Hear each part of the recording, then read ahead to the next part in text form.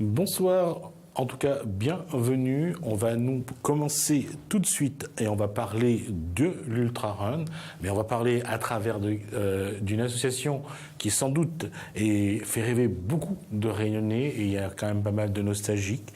Effectivement, combien de Réunionnais sont passés par l'EMPR, l'école militaire préparatoire de la Réunion?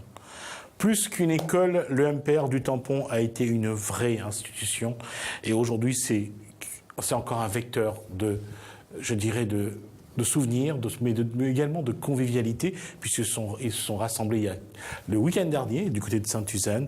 La discipline, la rigueur, c'est dans la Réunion comment il est.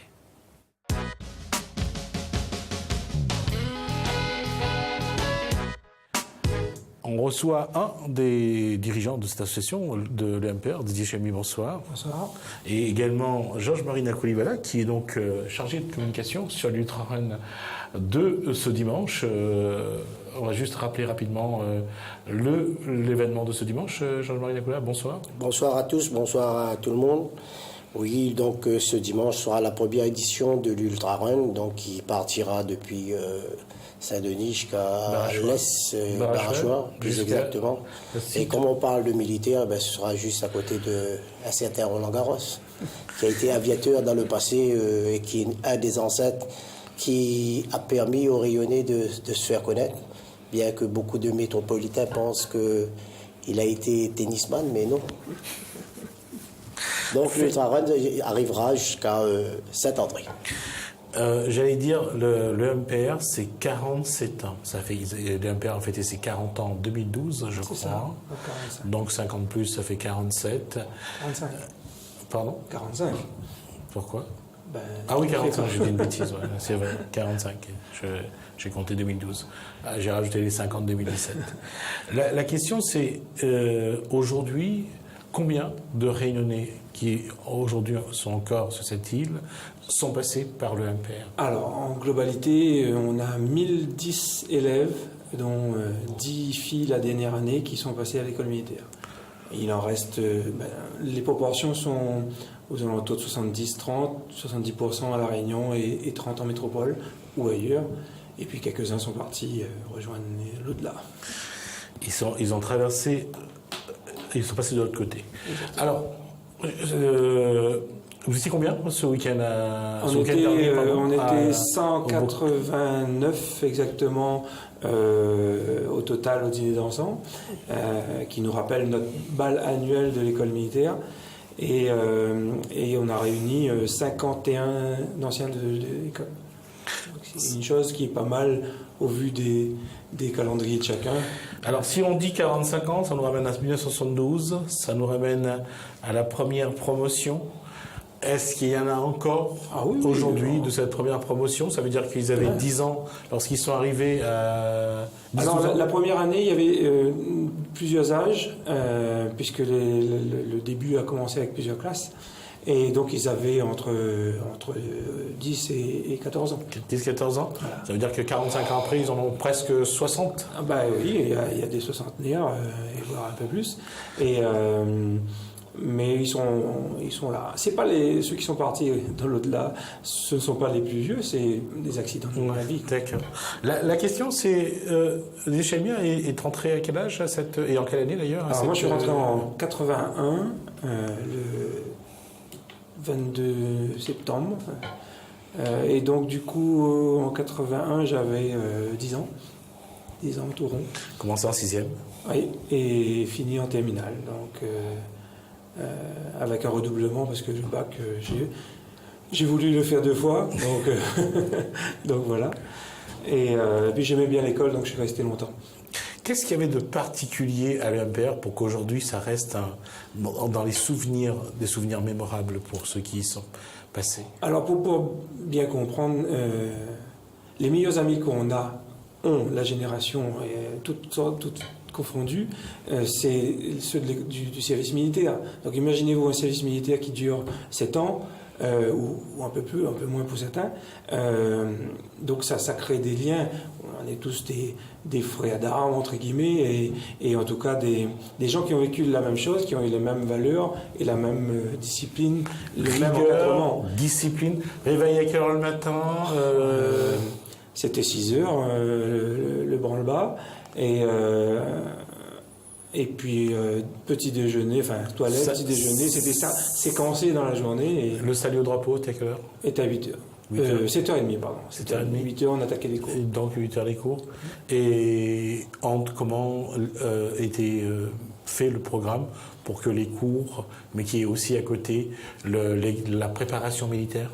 Alors, on avait des préparations militaires dans les dernières années, c'est-à-dire en première ou en terminale, puisque là, on atteignait l'âge minimum pour les préparations militaires. Mais en fait, tout était géré dans les pauses méridiennes ou le soir, vu qu'on était tous en internat du dimanche soir au samedi midi.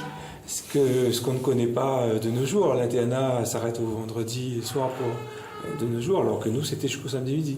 Donc, il y avait une plage horaire assez importante pour gérer les... Ça veut dire que le temps de rentrer à la maison, de dormir un samedi soir, et déjà à 14h, on commençait à... Ah oui, c'était... Parce que pour ceux qui venaient de plus loin... moi, j'habite Brapanon. Tampon, Brapanon, à l'époque, c'était pas les routes d'aujourd'hui. Et quand on avait la chance d'avoir un parent qui avait une voiture qui nous emmenait, c'était bien. Sinon, c'est le bus. Sinon, c'était le bus. Le bus de la compagnie Saint-Andréenne qui venait nous récupérer et nous ramener. Et donc, on se tapait 2 heures dans les rampes, aller et 2 heures retour. Donc, le week-end était très court. Et le temps de laver le linge sale, et puis c'était reparti. C'était la première corvée à faire. C'était ça la priorité. Le linge. Voilà, le linge, puisque on avait des services de laverie sur l'école, puisque beaucoup d'entre nous n'avaient pas le loisir de rentrer. Beaucoup restaient le week-end et vivaient là-bas en internat jusqu'aux vacances. C'est là qu'un homme a appris à faire le lit carré et a appris à repasser son linge. Le lit au carré, à la couture à 10 ans, c'est quand même particulier. Et puis, le lit au carré, c'est emblématique de l'armée, mais ça forge la discipline en soi. Et puis, quand c'est mal fait, on a l'encadrant qui nous fait valdinguer tout ça. On n'a pas envie de refaire 50 fois. La question, c'est quand on est à l'intérieur et quand on a cette rigueur militaire, cette discipline, on a envie de faire le mur, on a envie d'aller... Faire le mur, je crois que toute institution où on enferme du monde, tout le monde veut faire le mur. Moi-même... j'ai fait X fois le mur, il ne faut pas que je le dise devant mes enfants. Mais, ils n'ont pas entendu. Là. Ils n'ont pas entendu. Il n'y a personne qui regarde. Mais oui, bien sûr. Et puis, on était dans un lycée et un collège strict et que masculin. Donc, à l'âge où ça bourgeonne, on a envie de sortir et aller au lycée avec qui on avait des relations, puisqu'on allait à la bibliothèque au lycée, on avait des échanges sportifs et autres, mais on était en lien avec le lycée Roland-Garros à côté. Donc quand Georges-Marie Nakoudiola arrivait, quand des animateurs sportifs arrivaient à l'intérieur, c'était toujours quelque chose? En fait, on était plutôt dans les vacances. Oui, eux, ils arrivaient pendant les vacances parce que les terrains de sport chez nous étaient occupés H24, entre guillemets. Ouais. Je prends mon cas, moi j'arrivais de l'Abondance Léo, où il y avait un terrain de hand. C'était une pelouse aisée avec du chien-dent et des terrains de hand.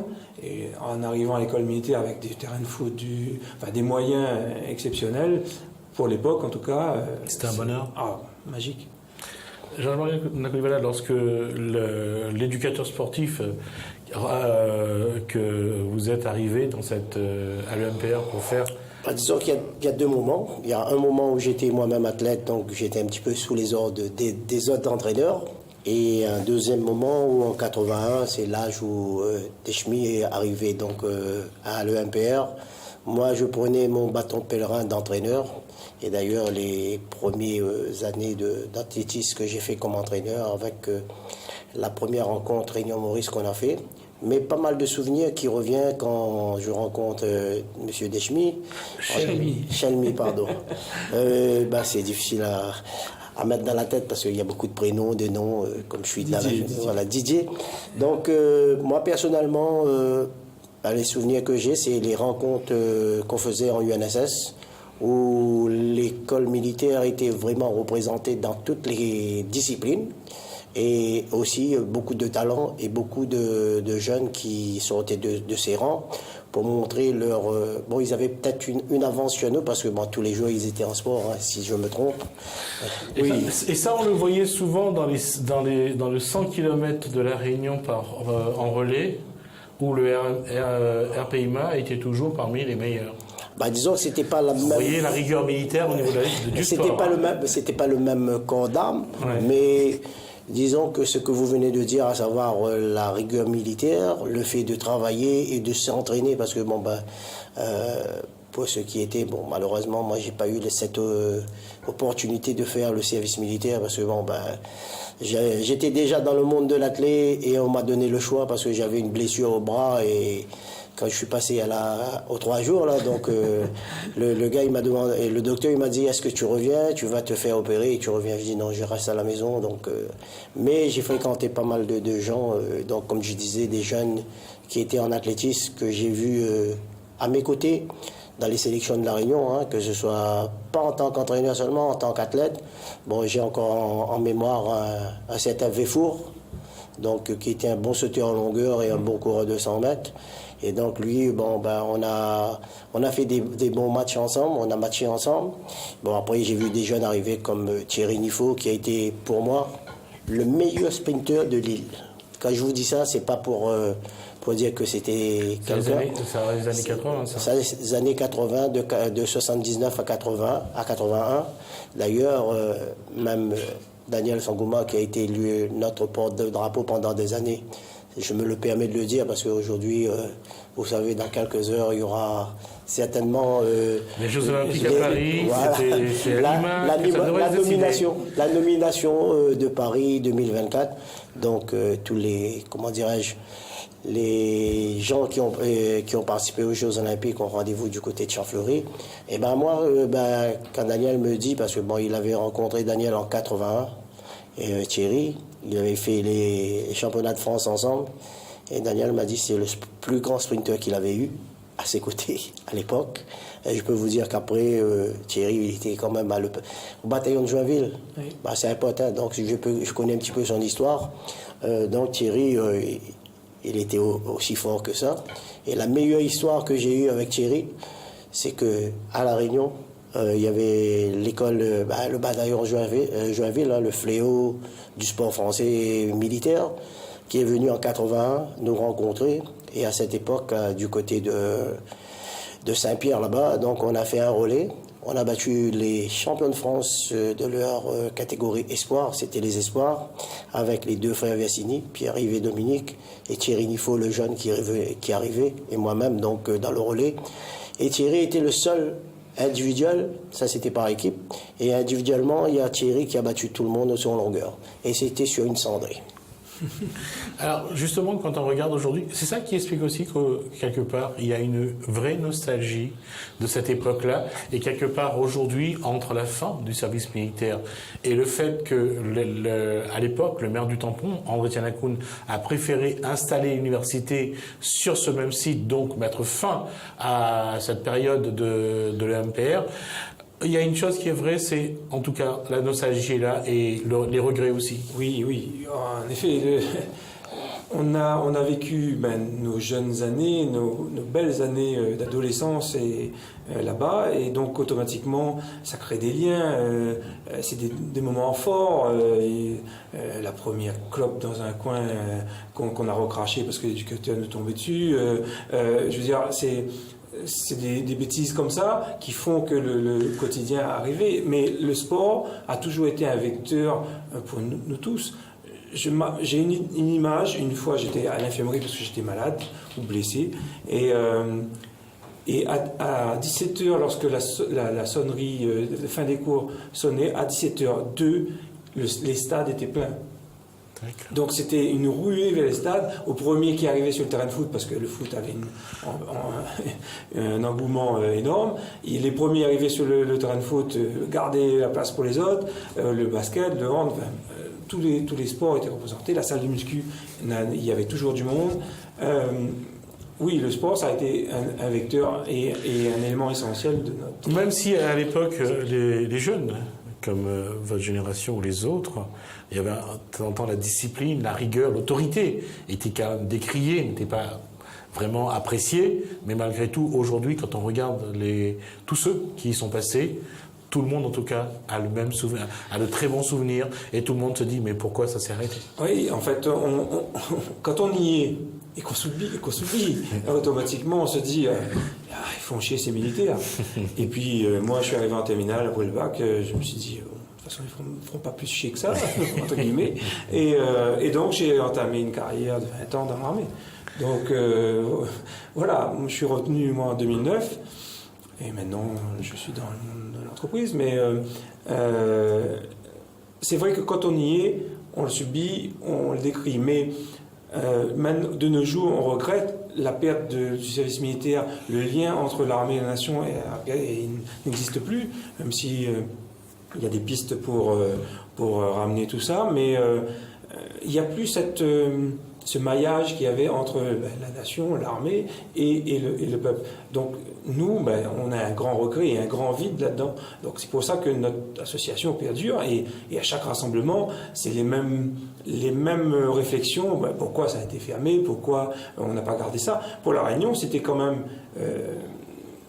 un fer de lance. La Réunion avait quand même sa notoriété parce que dans les départements métropolitains, tous n'ont pas une école militaire préparatoire. Une école militaire préparatoire. Ouais. Juste un dernier mot avant que je vous libère, parce que c'est bientôt 18h40.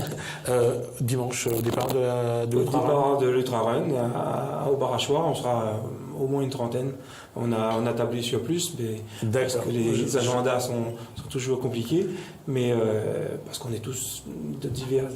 D'accord, on aura l'occasion donc de se voir donc ce dimanche à l'Ultra-Run.